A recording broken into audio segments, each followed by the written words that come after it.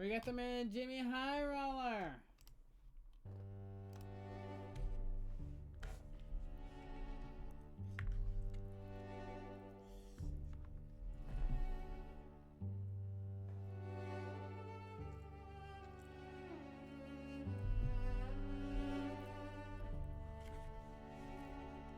Y'all got beef? I'm like, beef? Yeah.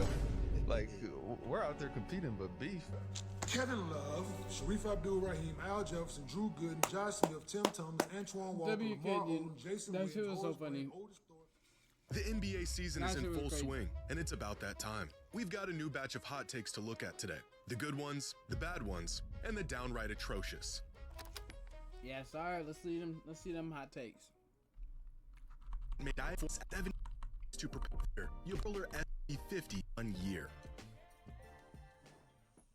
With 2025 coming to an end, it's probably a good time to look back on a great year of basketball, fond memories and bright futures. But instead, we're gonna do the exact opposite and dive into some of the hottest NBA takes the internet has to offer. Beginning with this one that says the 2017 Cavaliers beat this year's Thunder. And this take just falls under the umbrella of X team from the past beats this year's Thunder, which is also just a subcategory of X player from the past is better than current SGA. The worst discourse in all of basketball at the moment. I'm gonna be honest. That's what a lot of people are thinking, bro. Like, I'm gonna be so real. This OKC team, bro, or the one that just won this championship, they're good, and they're real deep at a lot of positions. But a lot of us just think of one player and be like, oh yeah, come on, bro. We know LeBron. We know prime LeBron is gonna be way better than SGA, bro, and we all know that. But the team constructed around them is going to be different. First, it was the Thunder aren't as good as the 2017 Warriors. They're not, Then it though. was they aren't better than the 2015 Warriors. And now they aren't better than the 2017 Cavaliers. I saw someone say the Thunder wouldn't even beat the 2013 Pacers. That's disgusting. What?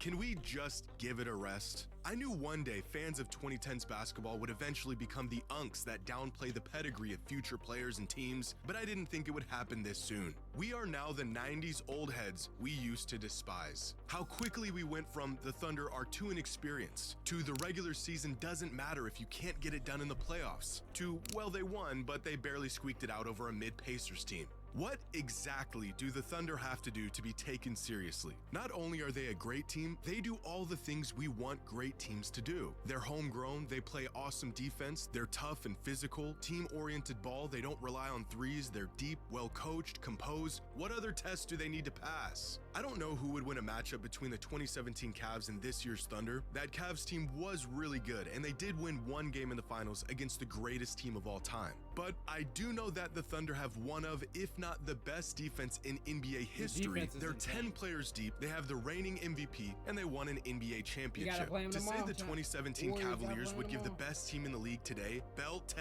ass. I'm probably gonna upload this video tomorrow. We play OKC tomorrow. More than likely, probably gonna be a blowout. Watch. Is also saying the 2017 Cavaliers are far better than any team in the NBA today. And I just don't buy that. I remember at the time how people felt about that Cavs team, how they had many flaws, had an easy run to the finals, and were carried by LeBron. And as much as I wish it were true, prime LeBron does not conquer all. We have does plenty not. of evidence for this. But this is just the way things go. People fall in love with a certain era, usually the one they grew up with, then in an attempt to preserve those memories, either completely rewrite or exaggerate what happened and tear down the new guys in the process. Do you know how many James Harden apologists have surfaced recently, praising his prime years and how unstoppable he was? And I agree, but these are the same people that hated his game when it was happening, called Probably. him an unethical, foul-baiting playoff choker. The only difference between being hated and being loved is time. At the time, you know what people said when the 73-win Warriors lost the championship in 2016? That they were frauds. It ain't worth a thing if it don't got that ring. As if because they lost in the finals, everything they did that season was in vain. Fast forward 10 years, and people are now using the 2016 Warriors as the gold standard of excellence. But the Thunder have it even worse. Not only did they win a championship, they've come into this season with one of the most dominant stretches in NBA history, and they are still being discredited in the most creative, disingenuous ways imaginable. And in 10 years, I cannot wait to hear people say how incredible and historic and great the 2025 Thunder were, despite saying none of those things right now. We must refrain from becoming the thing we despised and give credit where credit is due. I do not like the Thunder's I don't like the Thunder that much. I don't whatsoever. Don't like, not the SGA fan, bro. I have to live with a Thunder fan and hear all the yapping all the time, bro. But once they won, I can't say shit, bro. That was the biggest thing for me, because they always was losing in the playoffs or was really a good team. I was like, once they win that championship, okay, then you can pop your shit. I can't say nothing now after they won the championship. Now I've been saying that they ain't going back to back, because the last team to do it was my Dubs, and they ain't finna do that, and they ain't finna break our record. Now I will say that. I will talk my shit about that. But other than that, I can't say that they not a bad team. They're not better than my past Warriors. They're for sure better than my current day Warriors. But just as much as the next guy. But it is okay to admit that they are a great team who could probably go toe-to-toe with just about any team in NBA history. yeah. Now our Besides next take says James Harden is more influential than Steph Curry. And as What? In what way? Because James Harden was influential as far as like what he was doing on the court, showboating, the cooking, some of the things that he was doing. But Steph Curry changed the game.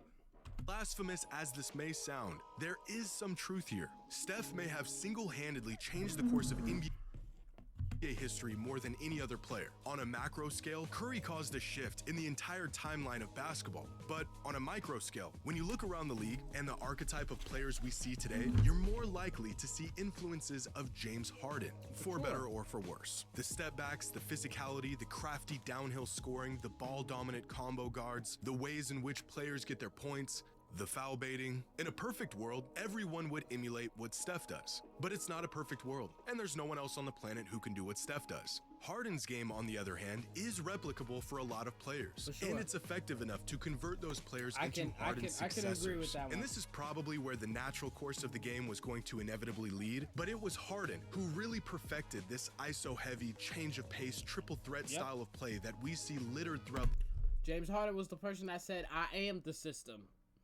The NBA today. In fact, it's such a popular style that it has become essentially the default for most elite guards. Even from a historical perspective, Harden is one of a handful of players that changed the actual rules of the game and continues to have his tactics used by the league's best players.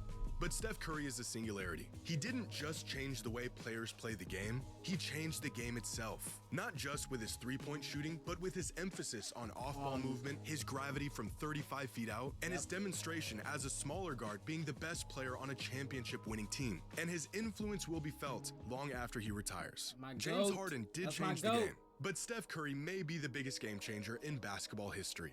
Now this next take comes from Nick Wright, and it's an approach on the GOAT debate that I've never heard of before. So I have a theory.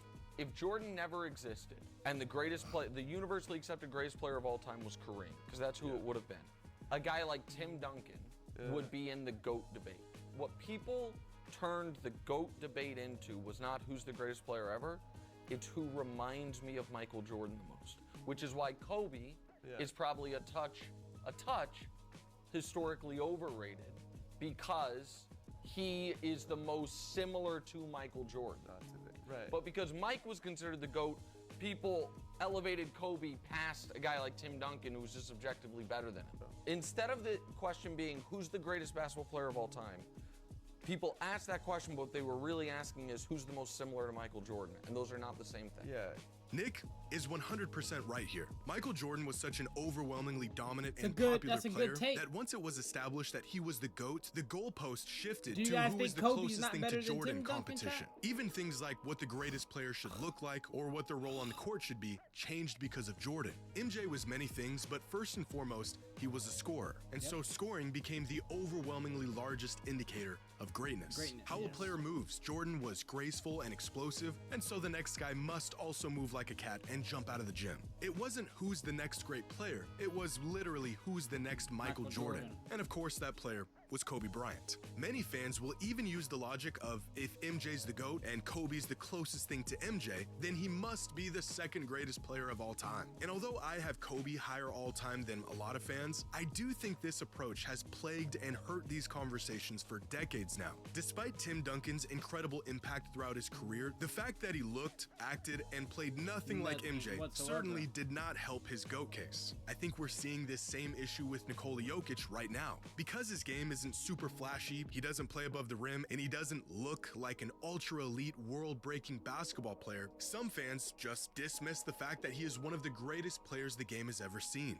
When Jordan retired, he wasn't just the GOAT, he was the blueprint. And if you weren't built from the same design, you were inherently penalized for it. However, as time goes along and the average basketball fan becomes removed from the days of MJ's cultural gravity, I do think we are moving away from this way of thinking. Impact and greatness comes in many different shapes and forms. And although Michael Jordan is the greatest player of all time, you don't have to resemble him or his game to be in that conversation. For sure. This is a great take. Now, our last take comes from a disgruntled NBA viewer who says late game fouling has ruined the end of games. Oh, I can see this though, Jimmy. We all can see this though. So if I was Adam Silver, I would try to remove fouling while up 3. Late game fouling is ruining the end of games. It's unwatchable. I can see what he's saying though, but it's strategy.